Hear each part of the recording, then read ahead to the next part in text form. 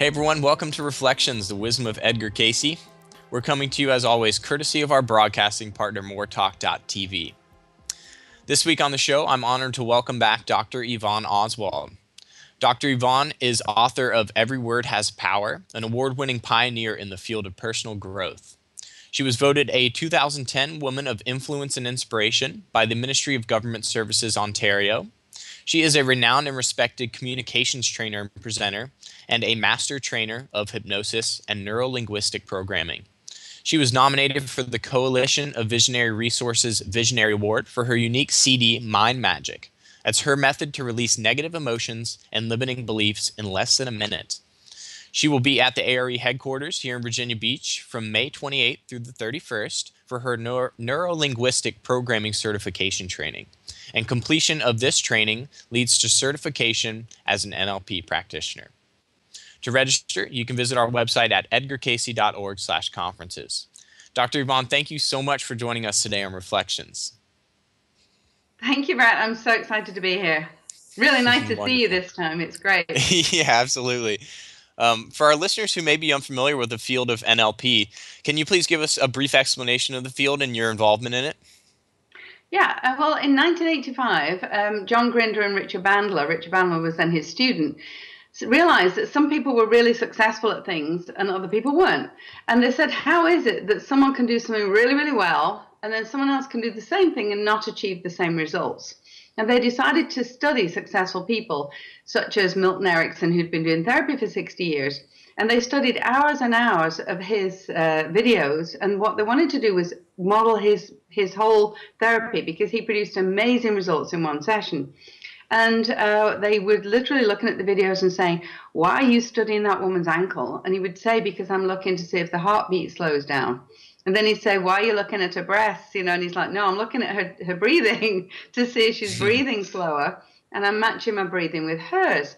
And what they realized was that they could take his personality out and then literally model bit by bit exactly what he was doing. And they produced exactly the same results. They did the same with Virginia Satir, who worked as a family therapist for many years. And she worked with the body language. She realized that, you know, this was the helpless, hopeless kind of body language. This was the thing that the men used, the blamer. And, you know, this was the one that said, it's okay, unbelievable. And literally they followed her movements and copied her again. They modeled her. Tony Robbins then studied under them, and then they modeled him. So it was very interesting that the whole thing of NLP is all neuro-linguistic programming is a pattern interrupt. We're interrupting the old behaviors and we're putting new behaviors in their place. We're also studying communication models, and we're also making sure that the person achieves successful results every single time. So theoretically, if I teach you one thing one day, if you model me exactly, you will be able to do it exactly the same way, the same day, and produce the same results, which is why it's so magnificent. It's literally like deleting files on a computer and replacing them with brand new ones. It's wonderful stuff. Wow, sounds amazing. Yeah. And I want to touch a little bit on your pioneering book, Every Word Has Power. And this book is incredible. It's helped countless individuals change their lives. And can you tell us exactly why you chose this title and what it means for someone who may be picking it up for the first time? Right. Well, Every Word Has Power is now in 11 languages. The last language is Hebrew, apparently. So I'm really excited about that. And it was really when I had my daughter, she was 10 months old, and I'd worked for 10 years to change my patterns, make sure I didn't repeat my childhood stuff, and I was really happy I had her. And then she was crying and pulling at my skirt, and I literally turned around and I remember thinking, if you don't stop crying, I'll give you something to cry for. And I was like, oh, I was about to say that. And it shocked me so much. I literally thought, wow, how many other things have I said without thinking? And I put her in the other room and said, I'll look after you in a minute, sweetie. Watch TV for a minute while I'm finishing the dishes. And I literally thought that day, there's absolutely anything that comes out of my mouth is going to be supportive and positive. I didn't say no for 3 years, which was not easy to a 2-year-old. And I'd say, you know, if you do this, my sweetheart, this is the result. I let her all her anger out. So if she yelled at me or anything, I'd say, oh, sweetie, thank you for the silver medal. You're still not having candies before you go to bed tonight, though. She'd slam the door and I'd say, you know what? You could do much better than that. Come back and slam it a lot louder. And I literally did the opposite of everything I was taught, and it worked beautifully. And she turned out to be the luckiest kid. She would send off to TV shows for like T-shirts and things, and she would win these things. And it was literally because I literally didn't put any negatives in there. The average kid hears about 150,000 no's before they're 7 years old. So Wow. I literally thought that all she's going to hear is yes from me. Right. So as she grew older, I started writing things down and started thinking how important is language. And it's huge. It's huge. So every single word we use is picked up by the unconscious mind, and it's rather like a quantum internet. It does like a word search just on the keywords. It doesn't get grammar. It doesn't get context. So if I say to you, don't think of a pink elephant climbing a tree with a hat on waving at you, what are you thinking of? Right, the pink elephant. Right? And so if I say to you, don't worry, what do you think I've sent you off doing? Worrying, right? Or no Yeah. problem, or not bad, or, you know, it's kind of interesting. And I was picked up by the Secret publishers, and Cindy Black then, she's since passed, phoned me and said, I need statistical evidence, not just word searches, because if you do word searches, it's out of context immediately. It's out of fashion. She said, I want a proportionate thing. So I spent 5 months researching words on the internet every single day for hours and hours. It was actually really good fun, working out how many negative words and positive words there were. And it turns out you can have 2 high energy words in a sentence and 1 low energy, and it will cancel itself out.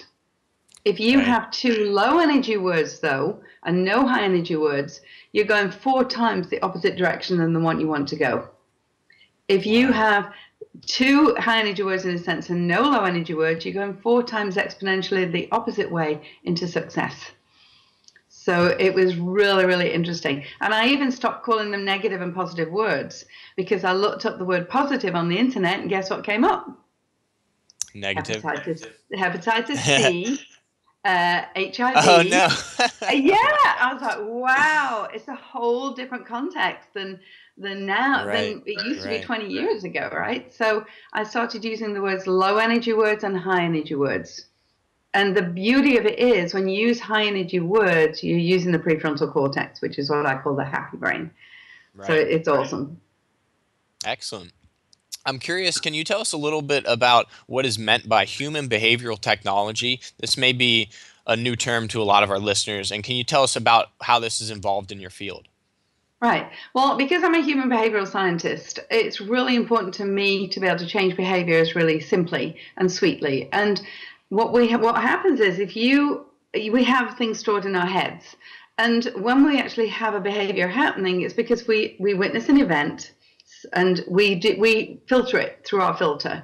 And there's 3 things that happen, of course, with you've got your attitudes and your things that you're brought up with, but the event is filtered, and the event is filtered by generalization. We generalize, so if we see a little dog running down the street, and it's got 2 little ears and it's wagging its tail, we can assume it's a dog, and then we can specify which kind of dog it is. It's also deleted. We delete a huge amount of information. The unconscious mind picks up 2 million plus bits of information every second, puts them into groups of 126, and then we only are aware of 7 bits. That's why phone numbers are in groups of 7, because we pick up a very small amount of information each time. So, and that's an efficiency thing. Habits are the same thing. If we get into a habit, we delete a lot of the information around it. And of course, sometimes that results in limiting decisions as well. The most important thing, though, is that the information is sometimes distorted. And the reason it's distorted is emotions. If you have emotions attached to a word, and there's 20% of the words we use have emotions attached to them, then when you go to file the information away and then retrieve it, it can come back differently. So, chair, table, those are kind of filed away and they come back the same. However, if you have something like mother, father, lover, friend, child, anything you feel emotional about, it will come back in a whole different way. That's why eyewitness accounts are not very reliable. We had I was living years ago in Manchester, and there were 9 apartments in this house, and we heard some glass breaking. And all 9 of us went to the top of the stairs, and we were looking down. And this hand came around inside the glass and opened the door. And then this man was standing there, and we all went, ah! And he went, ah! And he ran off down the road. And then the policeman came and he said, so he said, what was it? What did he look like? Well, he was Chinese, he was black, he was white, he had glasses on, he was bald, he had a hat on, he was wearing a jacket, he wasn't wearing a jacket, he was wearing jeans, he was wearing a suit. It was like every single one of us had a different person in our heads. And what we'd done is we projected our fears onto him. And that's another perception, and that's another quality of NLP, is perception, is projection. What we perceive is only what we have in our heads. We project it onto someone else. Very, very fascinating stuff. So we want to change those behaviors. So that, and every behavior begins with a positive intent. So before you're 7, we have these self-soothing mechanisms. You know, we find that eating a candy makes us feel better, or eating chocolate. And then by the time we're 15, we're eating a lot of chocolate. And by the time you're 20, it's not very supportive because you put huge amounts of weight on. So all behaviors begin with that positive intent. Eventually, they may become not supportive. Some do become supportive, and we keep those. If it's not supportive, we want to delete that file and replace it with something else. Very simple. Yeah, absolutely. And this sounds like such an incredible practice, but I'm curious, for those who attend your conferences and your lectures, what are 3 things that our listeners can do right now to increase success? What do you give them as tools to take home? Okay. Well, we can literally change their physiology. So simply by sitting up straight and putting your chin up like an inch. So we can say, you know, if you put the expression keep your chin up literally means go into a different part of your brain. So you put your chin up. And then as I'm looking at you and you're looking at me, I'm aware of a window here and a doorway here. And literally, when you take a deep breath, so if you take a deep diaphragm breath, you immediately go into high energy. It's the alpha state, or hakalau in Hawaiian. And you literally cannot access a negative emotion at that point. It's really cool, actually. Wow. Yeah. What happens is, when the prefrontal cortex is activated, it dampens down the amygdala, which is the fight or flight mechanism, and it actually boosts and activates the nucleus accumbens, which is the reward center. So it literally gets you feeling good and gets those endorphins going and dampens down the amygdala. The second thing to do would be to start actually changing those low energy words in your vocabulary. And for that, you need a switch buddy. You need someone to say switch every time you say, so it's really not bad. Someone will say switch and you'll say it's quite good. Or you'll say no problem and they'll say switch and they'll say you're welcome. You know, and it's a whole different way of thinking. It's like learning another language. We're going to be doing it when we teach the NLP at the ARE in May, at the end of May. I'm going to be teaching people how to do this system, and we'll be doing it the whole 3 days we're there. They're long days, so we'll get plenty of time to chat with each other. And what happens is you will absolutely know what's coming out of your lips. So instead of staying in the limbic brain, which is where people normally live, which is black, white, love, hate, all those kind of polarity feelings, and you access immediately, or that you have access to negative emotions. When you're using prefrontal cortex, you don't have access to those emotions anymore, so you start to feel good all the time. Very nice, huh? Yeah, wonderful. Wow. And you touched a little bit. Go on. Oh, yeah. Yeah. Well, you touched a little bit about, yeah, go. I'm sorry. Go ahead. No, it's okay. The third thing will be to literally become aware of your own behaviors, become aware of, you know, how you project onto other people, and notice that what you see in someone else is yourself. So if I'm seeing you, you're really good looking, you're intelligent, you're very kind, you have a very nice face. So I'm seeing myself, right? Right. If I looked at you and saw someone different than that, if I saw someone who may be a bit suspicious or whatever, I'm literally seeing myself again. So life is simply a mirror. And when you meet someone you don't like, what you need to think is, what is it I don't like about them? How can I change that in myself? Excellent. Very simple. Yeah, absolutely. And you touched about on your ARE headquarters conference that you'll be putting on. That's in Virginia Beach here, and it's May 28th through the 31st. And we'll make sure that we give our listeners all the information to register for that. But I also Right. understand that you will be giving personal breakthrough sessions. You'll be staying for a week after the conference. So I was wondering, what is a personal breakthrough session, and what's so special about that for our listeners? Right. Well, what happened last time, Brent? It was really interesting because I had about 60 people turn up at the training, which was wonderful. We had a fabulous, fabulous training, and everybody was saying, we want more, we want more, we want more." And I'm like, "Well, what more do you want?" And they were saying, "It's all very well, this, we love this. Can you do a personal breakthrough session with me for smoking, for post-traumatic stress, for success, for prosperity, for making me feel good, clearing my childhood abuse, whatever?" And I did 3-hour breakthrough sessions. I've been since doing them a lot. I work with a lot of people in Florida doing post-traumatic stress with the Iraqi war vets. I do all kinds of breakthrough sessions. Basically, it's a 3 or 4 hour breakthrough session. It's one-on-one with me. We can do it on Skype or in person. I'll be in Virginia Beach, so we can do it in person in Virginia Beach. It's going to be great. I can do 2 a day maximum. That's all I can do because sometimes it takes more than 3 or 4 hours. It's the same Right. price, whatever it is. And people are getting it half price in Virginia Beach. Don't tell anyone. So literally, we take everything that's a limiting belief. I ask for 3 pages ahead of time for everything that's not working in your life. You give me the 3 pages. I just literally spend that first hour unwinding the whole thing, clearing limiting beliefs. Then we get you back to your core self with core transformation. Then I do some submodalities, which is release old negative emotions, grief, etc. And then we close it off with the hypnosis, unlock all the changes. It's fabulous. And unlike most therapies, where you end up absolutely drained at the end of it and you feel like, oh my gosh, you feel $1 million, because all hypnosis, self-hypnosis, and 20 minutes hypnosis is equal to 4 hours sleep. So you end up feeling like, Wow. yeah, at the end of it. It's fabulous. Really It's good. amazing. And for somebody who you mentioned hypnosis, for somebody who may have a little bit of anxiety surrounding hypnosis, what advice would you give them, and what would you tell them? Okay, that's a really good idea. Because the old idea was that hypnosis used to be, oh, you're going to make me cluck like a chicken or bark like a Right, dog. right. And Krasner was the funniest with this. Krasner was a hypnotherapist, and he was at a convention once, and someone said to him, "You're going to make me, you're that Krasner, right?" And he said, "Yes, I am." He said, "So, what about it?" He said, "You're going to make me bark like a dog?" And he said, "No, of course I'm not going to make you bark like a dog." He said, "What kind of a dog are you talking about?" And the guy said, "Well, a German Shepherd." And he said, "Well, what does a German Shepherd sound like?" And he went, "Roo, roo." He said, "See," he said, "I wouldn't make you bark like a dog. You did it to yourself," right? And that's the whole thing with hypnosis, is all hypnosis, self-hypnosis. It's a normal and natural state. It's a state of alpha. It's like a deep meditation. It's beautiful, actually. Every day we go in and out of it. When you're watching TV and thinking of something else, when you're painting or drawing or just doing something creative, you're in alpha. And you're in a state of mild hypnosis.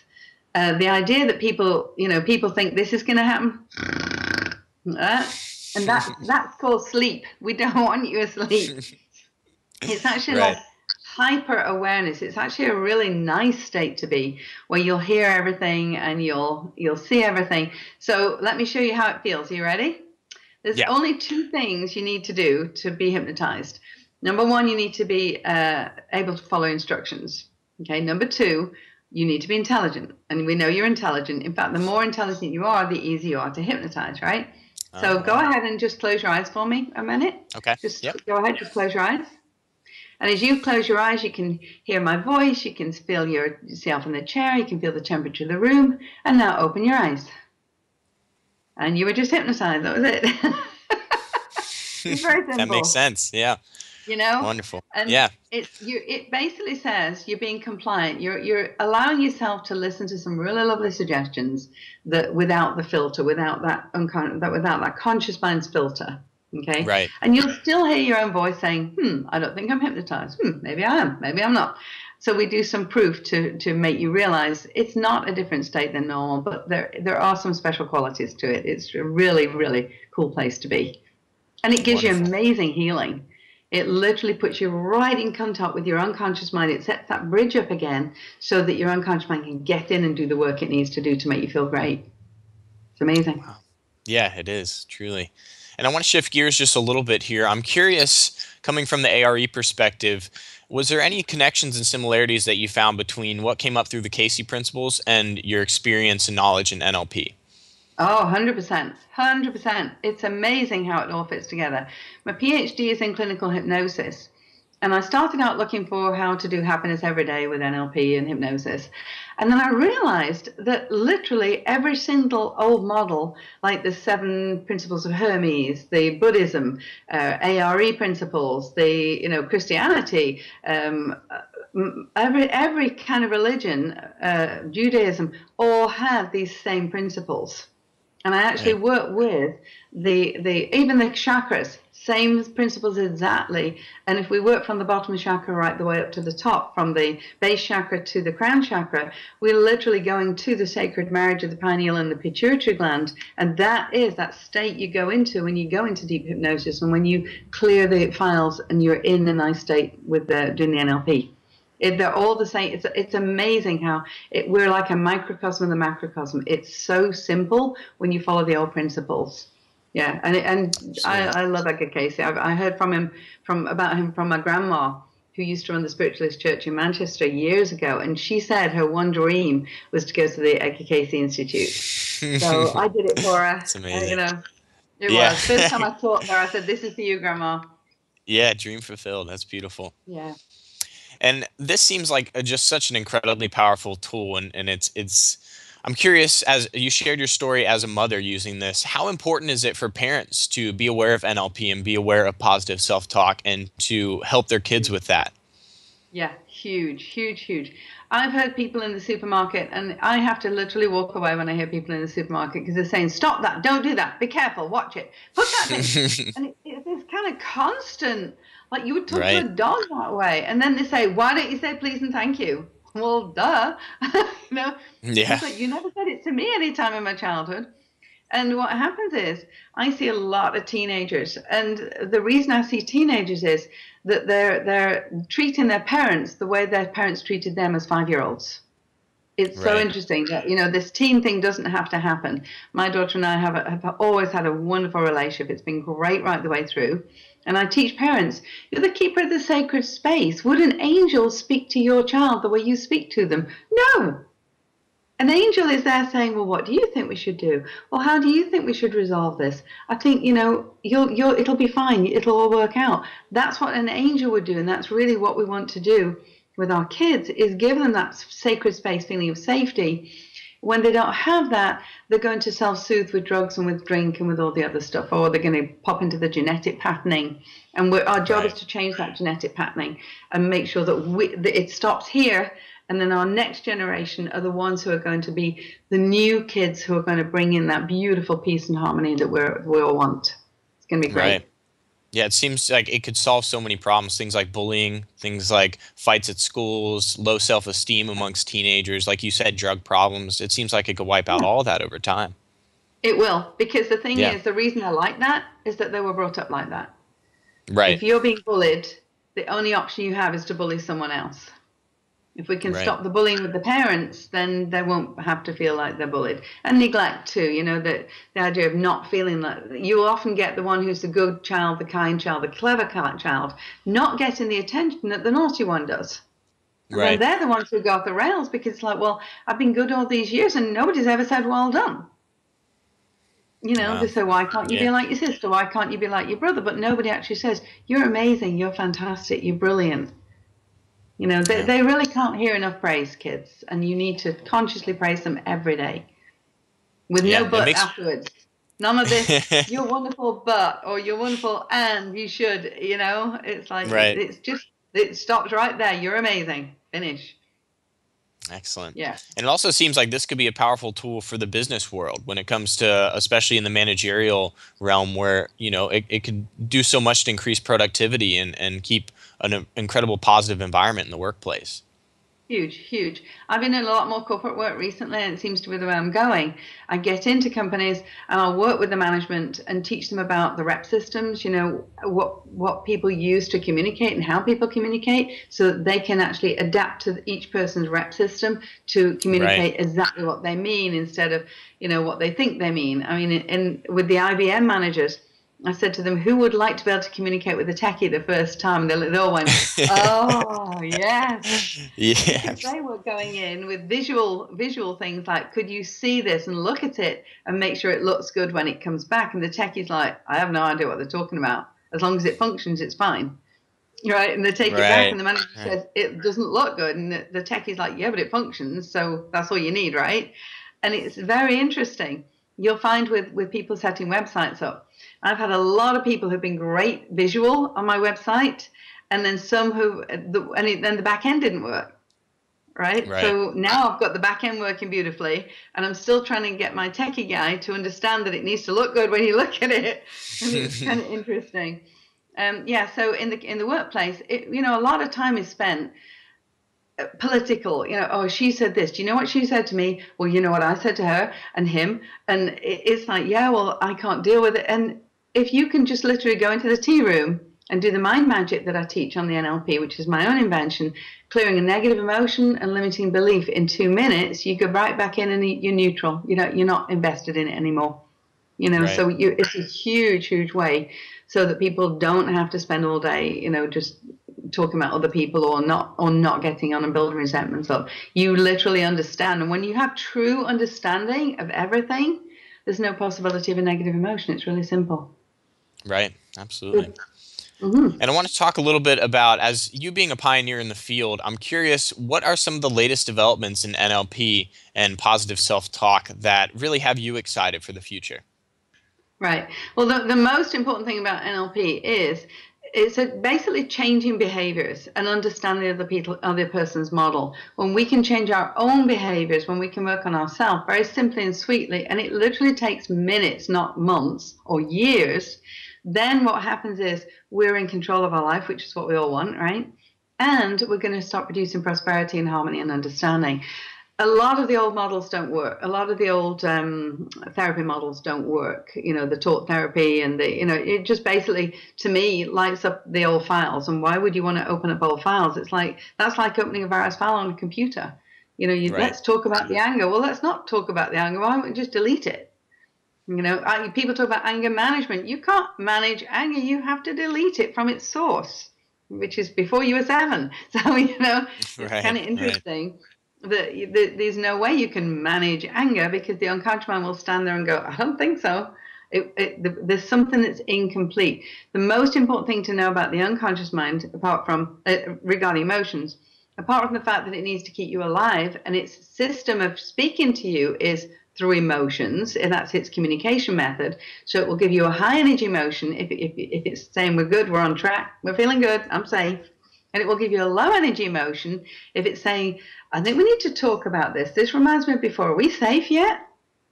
When you get that it's just a messaging system, it becomes really simple. And like I said, the old behavioral works quite well. Hypnosis works fantastically well. It's something like 6 sessions produces like 90% of results. It's ridiculously good. NLP is even faster. And if we can get the NLP and hypnosis into the mental health industry, we're going to clear out the drug things. And of course, the drugs are the #1 cause of death in the mental health industry. Wow. People actually get suicidal thoughts from the drugs they're being given to stop them commit suicide. It's really, really, it's a catch-22 with that. If you can clear it from source, then there's no reason to have those negative emotions or flashbacks or limiting beliefs. It's great. Right. Wow, how promising for the future. Thank you for sharing that. And I'm curious, there's this term neuroplasticity, and for some of our listeners, they may not be familiar with this. Can you tell us a little bit about what neuroplasticity entails and how it applies to your field? Yeah, it used to be thought, and it was a guy, I think in the 60s, I remember watching a TV show on it, and he opened up someone's brain and he was putting little electrodes in and they were bringing memories back and they were going, oh my gosh, I can see my friend play with me skipping. And they thought in the old days that each part of the brain had a different memory source and it was very isolated. And what they realized was people could have brain damage, and then they suddenly realized that the brain can set up new connections. It's magic. It really can. It's so plastic that it can totally find its own way through and make a new connection simply by doing a new behavior. And that's what's exciting, is that we don't have to believe that alcoholism is genetic and it's going to be with me for the rest of my life. You can change it. You know, the idea of going into an AA meeting saying, hi, I'm so-and-so, I'm an alcoholic. Why would you keep saying that? I don't get that. It's like, hi, I'm so-and-so, and I'm recovering really well recently. Right. Send them in the right direction rather than keep reiterating the same old beliefs. And the idea that we can change that brain and change the behaviors is amazing. Usually it takes me one session or maximum two to to get alcoholism way under control. And you know, when people have been doing it for years, drug addicts, the whole thing, it's really, really simple for me, because when you know how the brain works, you know how to change the files. And we have to remember, it's a machine. It Right. literally is a machine. The unconscious mind is a servo mechanism. That means it does exactly what you tell it to do. And if an old program's running, we have to get in touch with the old program and change it. That's all. And the interesting thing is, the old program's running because we set up a program before we were 7. And the unconscious mind basically thinks the old program's still running. It's still believing that there's something not good happening. So it's on high alert. So Right. if we tell it, you know, it's okay, you can go off high alert, the danger's over, we're good, it will go, really? Okay, cool. And it'll totally change and become the brain you want it to be. Yeah, it's fabulous. That's great. And I know our society kind of stresses the importance of being logical. We have that so deeply ingrained in our culture. And you say that most decisions are actually not based on logic. So I'm curious, how do we make our decisions then if they're not based on logic? Great. Well, we base our decisions made on emotions, of course, because it's been proven that if you've got 3 people going for an interview, they've all got the same qualifications. The one who's most enthusiastic will get the job. Right? Right. The one who shows the most emotion will get the job, because that's how we relate to people, is through emotions. However, what I love about NLP is it's extremely logical. It puts things into file folders. It makes it so that it's extremely predictable as well. And that's what I love about the NLP. It's logical, it's predictable. And if you have those low energy little clouds away from your head, so we build up those little low energy clouds, stopping our connection with God and abundance and joy. When we clear those, we're in that light, and therefore, you know, you'll be choosing from a really good place. You'll be making decisions from a really good logical place that has good emotions, positive emotions associated with it. So you'll be right every time. Good. Yeah, they've proven that instinct is a real good. Successful people are usually very good with regard to their instinct. Unfortunately, most parents override kids' instincts. So it's like, yes, I know you'd like to do that, but I'd like you to do this. So the instinct that they have is overridden so much that they don't have a connection with it anymore. Anyway, the NLP teaches you to get back in touch with that instinct and really start to use it logically and happily. Excellent. And I want to talk just a little bit about your book, Every Word Has Power. And I'm curious, this is such a pioneering book. What to you makes it so much different than what other NLP stuff is out there? Well, what was interesting was NLP is all about, you know, changing behaviors, changing the way you think.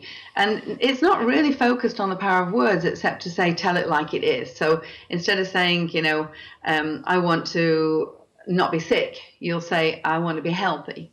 Instead of saying, I don't want to be poor, you'll say, I want to be rich. So you'll be going towards your results rather than away from. And that's really as much as NLP is done along the power of words. What I realized was that the actual words we use and the self-talk we use produces 100% of our results. So you can be going towards something all you like. And if you've got an old pattern running in your head of, you know, oh, you can't do that, oh, money doesn't grow on trees, all the other stuff that's happening in your head, then no matter what you do, the behavior is going to result in self-sabotage. You know, at the best, you're going to produce inconsistent results. So what happened was, when I realized how powerful each individual word is, then I started realizing, right, if we change those words, we can actually be moving in the right direction most of the time. Okay, and of course sometimes it takes a little delay. You know, when you've planted your seeds and you've put your soil on them, and they're starting to grow, yelling at them, I want my dinner tonight, where are my vegetables, doesn't really help. You have to wait a little while sometimes for it to unfold. However, when you are clear about where you're going, you get those results right back. That's the principle of the law of attraction, is even if you've got the little clouds above your head, if you get excited about something, I believe excitement's the hotline to God. That's the one that really, it just zooms through everything when you get excited. The request goes up to God. Thank you. I won the lottery. Thank you so much. Yes, I've got the money. Woohoo! Suddenly it gets through and it comes right back and lands in your lap. And that's the goal, is to be able to be focused on where we're going. If you just sit there thinking, oh gosh, this, you can have all the luck in the world. If you're supposed to meet the love of your life that day, you have to go out to meet them. You can't just sit in the house going, love of my life is coming today, yay, knocking on the door, right? You've got to go out and take action to make it happen, which is really, really, part of the whole NLP principle, is taking the action and having that intent, clear intent. Right, absolutely. And I want to end on a final question of, we talked about your upcoming conference here in Virginia Beach, and that'll be your Neuro-Linguistic Program Certification Training. So people will be certified to be NLP practitioners themselves. I'm curious, though, what can they expect for those who are planning to attend this or who are curious about the program? What can they expect from the program? Very intense. It's a long day. This is going to be a long day. There's a lot of people there. It's fabulous, though. What happens is, I believe that we bring soul groups together when we do this kind of training. I really do. We bring the soul groups together. So anybody who's in my soul group, I expect to see you there in Virginia Beach. Because and that's lovely, because it means I'm working from a much higher level. I'm working from a spiritual perspective, from that connection of spiritual, the angels, the gods in the room kind of thing. We're going to work on communication strategies. We're going to work on behavioral strategies. We'll work on how to understand other people, how to make someone like you in less than 2 minutes, 2 seconds actually. It takes 0.012 of a second to make someone like you. So I'm going to teach you how to do that. I'm going to teach people how to release negative emotions, how to do anchors, which is how to make yourself feel good in a few seconds, and also how to work with other people doing this too. The certification process will involve 30 hours practice afterwards, an exam. And I always go through the exam with people so that they know their stuff. It's no good to me just taking an exam. And it's fairly simple. It's in the order of the book. It's an open book exam. We have a lot of material to cover. We do phobias. We do fast phobia release. We do how to set goals, how to do motivation strategies, how to clear all those negative emotions, limiting beliefs that are keeping you back in the past. And it's a fabulous, fabulous training. People adore it. Literally people say, can we come back tomorrow? And I'm like, no, I'm good. I've really worked a lot. I've never had a training when people have said, wow, and what happens is I will do hypnosis during the 3-day training just to give people a boost of energy. Because I truly believe if I give them a 10-minute hypnosis, what happens is, instead of just all information coming in and doing stuff on yourself, you actually get back to peace and then just feel enlivened. So people feel more energized over the 3 days, not less. It's good. Excellent. And really, of course, you talked about them not wanting it to come to an end, so they will be able to do the personal breakthrough sessions afterwards in the week to follow the conference. So we'll make sure we give our listeners everything to register for that. Yes, or book a breakthrough session. I can do it by Skype after the conference as well. So excellent. Yeah, I'm excited to come there. I love Edgar Cayce. I love the area of Virginia Beach. I'm so excited to come there. Well, we are so excited to have you, and we're honored. We're honored. We're glad that you'll come and put on your incredible certification program. Absolutely. Dr. Yvonne, thank you so much for joining me today on the show. It's been a pleasure to listen to you talk about NLP and share all your incredible wisdom. So thank you so much, and we look forward to seeing you in Virginia Beach. Fabulous. Look forward to seeing you. Bye. All right. Take care. Bye. Don't miss your opportunity to become a certified NLP practitioner with Dr. Yvonne as she hosts her Neuro-Linguistic Programming Certification Training right here at the ARE in Virginia Beach on May 28th through 31st. If you'd like to register for this incredible event, you can visit our website at edgarcayce.org/conferences. If you'd like to learn more about Dr. Yvonne Oswald, you can visit her website at globalwelcome.com. On behalf of everyone here at the Association for Research and Enlightenment and moretalk.tv, I'm your host, Brenton Bickerstaff, reminding you to keep the self-talk positive and choose those high-energy words. Thank you so much for tuning in to Reflections, the Wisdom of Edgar Cayce. Hope everyone has a wonderful week. Much love.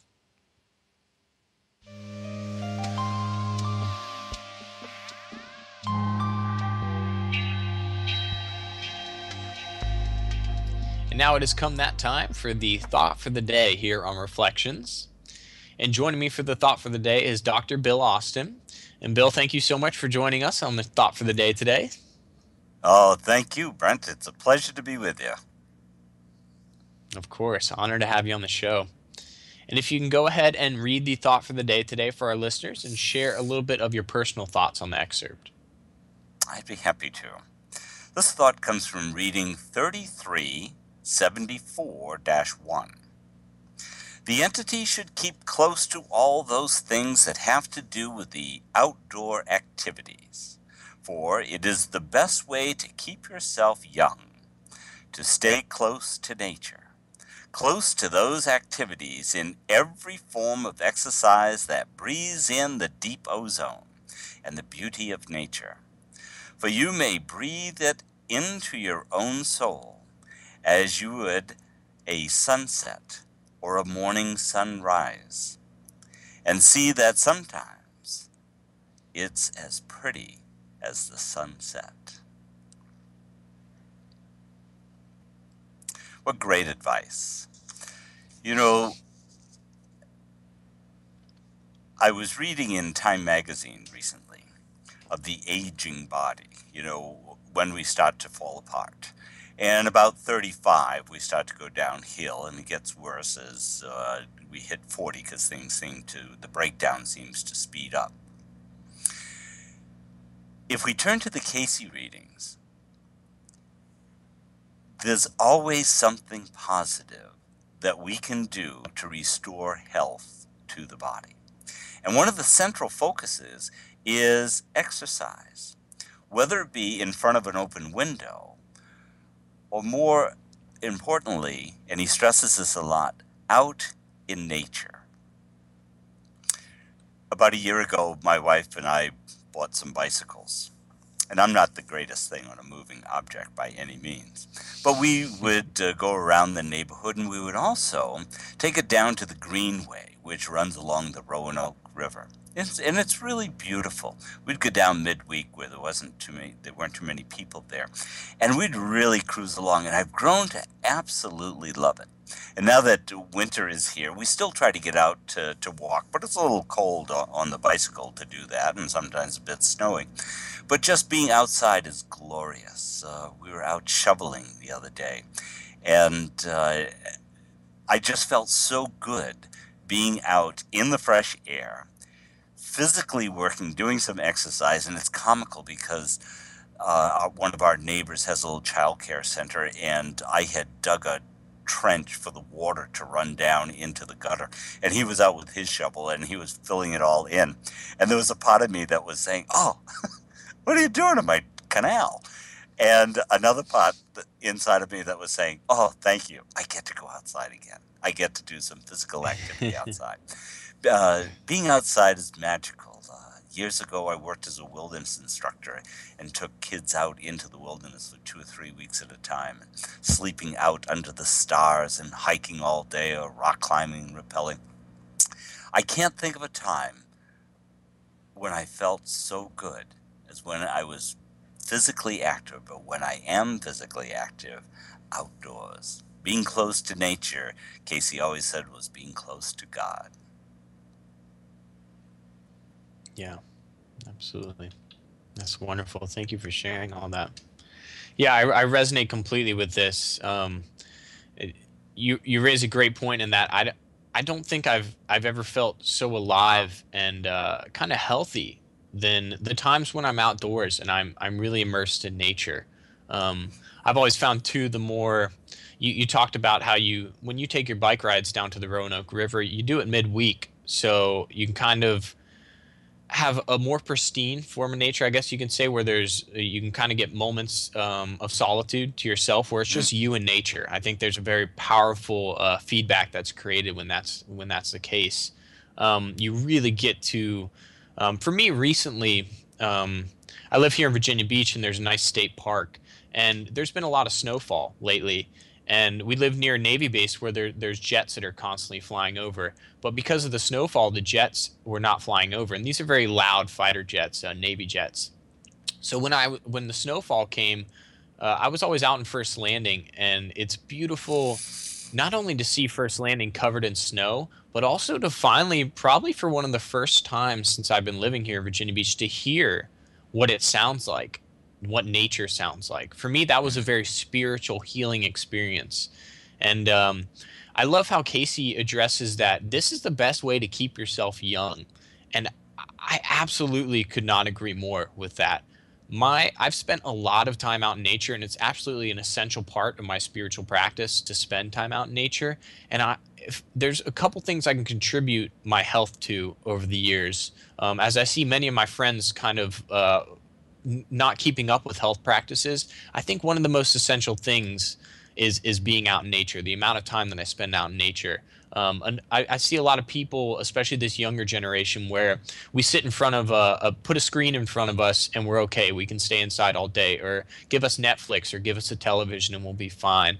I tend not to subscribe to that paradigm, because I've felt the spiritual effect, the healing effect, and how it can really keep you young and enlivened and really optimistic. It can help you to stay grateful. It can humble you to be out in nature. There's all these incredible health benefits that I think a lot of people really need to start incorporating more into their lives. And it's just absolutely essential for us to be out in nature. The other thing that Casey brings up in this reading is the emphasis on exercise, and the way he words his readings is always so powerful. He says to stay close to nature, close to those activities in every form of exercise that breathes in the deep ozone, the beauty of nature.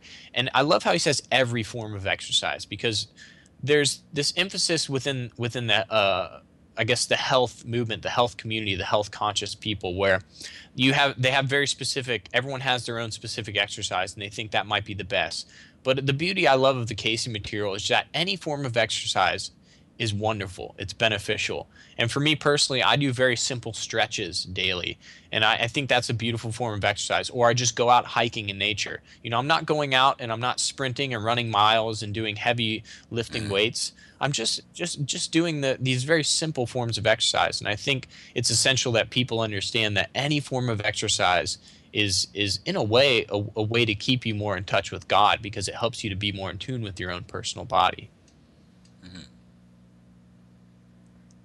I think you bring up a good point about the exercise. The best exercise is the one you do. And Casey Right. refers to that idea a number of times. When asked, what's the best Bible to read? The one you read and apply.